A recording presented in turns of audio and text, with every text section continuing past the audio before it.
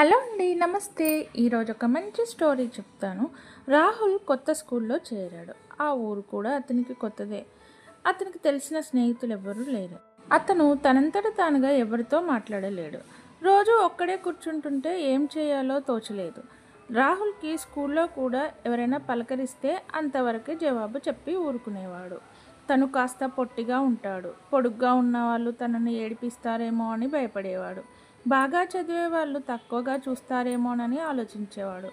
ఎక్కువగా అల్లరి చేసే పిల్లలతో కలిస్తే టీచర్లు కొడతారేమోనని తనలో తాను భయపడుతూ ఉండేవాడు.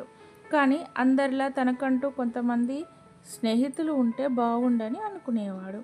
ఇలా ప్రతి విషయాన్ని తనలో తానే ఎక్కువగా ఊహించుకునేవాడు రాహుల్. తాను ఎప్పటిలాగే ఒకరోజు సైకిల్ మీద స్కూల్కి వెళ్తున్నాడు. దారిలో క్లాస్మేట్ రవి రోడ్డు మీద పడిపోయి కనిపించాడు. బ్యాగ్లోని లంచ్ బాక్స్, బుక్స్ అన్నీ చెల్లాచెదురుగా పడ్డాయి.